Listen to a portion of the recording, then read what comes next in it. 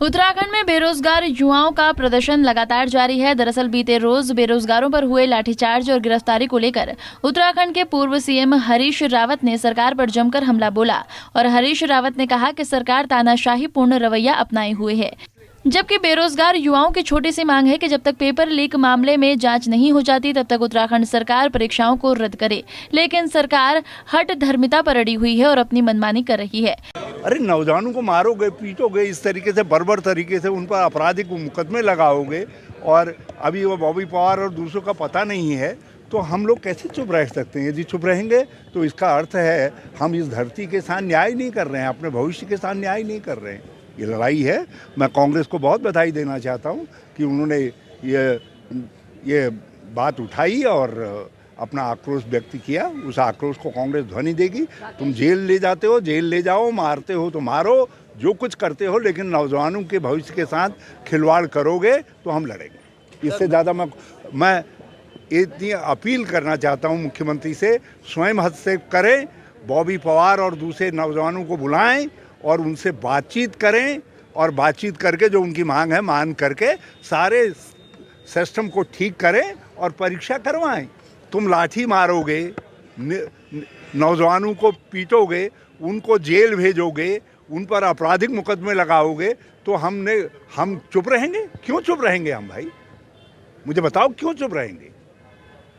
केवल इसलिए कि भाजपा के ढोलचीज जो हैं प्रचार तंत्र का इस्तेमाल करके हमको बदनाम करते हैं, हमारी पार्टी को बदनाम करते हैं, हमारे नेताओं को बदनाम करते हैं, हम इसलिए चुप हो जाएंगे? हम जनता की लड़ाई लड़ेंगे, निष्कर्ष जनता के ऊपर है, लेकिन इसमें चुप नहीं रहेंगे। मगर मैं बार बार कल से चौथी बार, पांचवी बार कह रहा हूं, मुख्यमंत्री जी, इन नौजवान लड़के लड़कियों को बुलाओ, इनसे सीधे संवाद करो, जैसा ये चाहते हैं उस तरीके से अधीनस्थ सेवा चयन आयोग से लेकर के चयन आयोग को फिर से पब्लिक सर्विस कमीशन आदि को व्यवस्थित करिए और परीक्षाओं का नया कैलेंडर जारी करिए।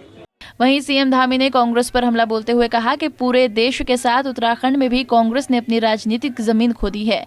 अब बेरोजगार छात्र छात्राओं के सहारे वो राजनीति कर रहे हैं, जो ठीक नहीं है। उन्होंने कहा है कि बीते रोज हुई प्रदर्शनकारियों की पत्थरबाजी में भी कुछ राजनीतिक दलों के लोग शामिल थे, जिनकी जाँच के आदेश दे दिए गए हैं और दोषियों पर कड़ी कार्रवाई की जाएगी। ये बात हम शुरू से ही कह रहे थे कि कुछ राजनीतिक संगठन जो अपनी ज़मीन पूरी तरह से खो चुके हैं, देश भर के अंदर भी और उत्तराखंड के अंदर भी।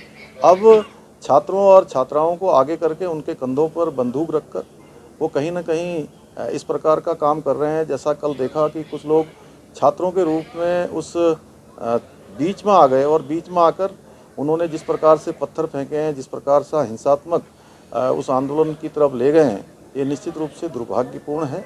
और ऐसे लोग जो अनावश्यक रूप से आए हैं, निश्चित रूप से हम उनके बारे में हमारा प्रशासन देखेगा कि ये कौन लोग हैं।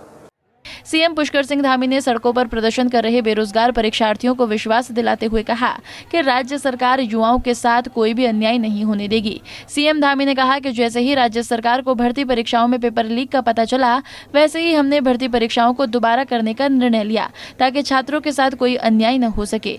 इसके साथ ही परीक्षा में लगने वाले शुल्क को राज्य सरकार ने माफ किया है।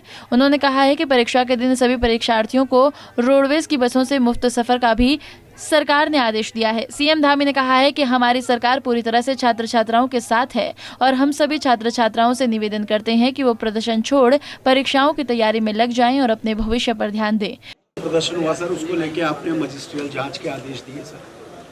देखिए, हम किसी भी कीमत पर छात्रों का हित चाहते हैं, इसीलिए हमने जितने भी एग्ज़ाम थे, जो भी शिकायतें आई, उनको रद्द करने के बाद तत्काल नई तिथि घोषित करी और नई तिथि घोषित करने के साथ ही परिवहन निगम की बसों में एग्ज़ाम में आने वाले परीक्षार्थियों के लिए निःशुल्क व्यवस्था की है। एग्ज़ाम के शुल्क को नहीं लिया गया है और नकल अध्यादेश हमने कहा था हम लेकर आएंगे 10 तारीख तक, क्योंकि कैबिनेट होनी थी और कैबिनेट थोड़ा आगे चली गई। हमारे पहले से कुछ कार्यक्रम लगे हुए थे सभी मंत्रियों के, तो कैबिनेट न होने के बाद भी हमने उसको विचलन से अनुमोदन करके महामहिम राज्यपाल महोदय को अग्रसारित कर दिया है और यह भी तय कर दिया कि जितनी भी परीक्षाएं होंगी अब वो सारी परीक्षाएं इस नकल अध्यादेश से आच्छादित होंगी।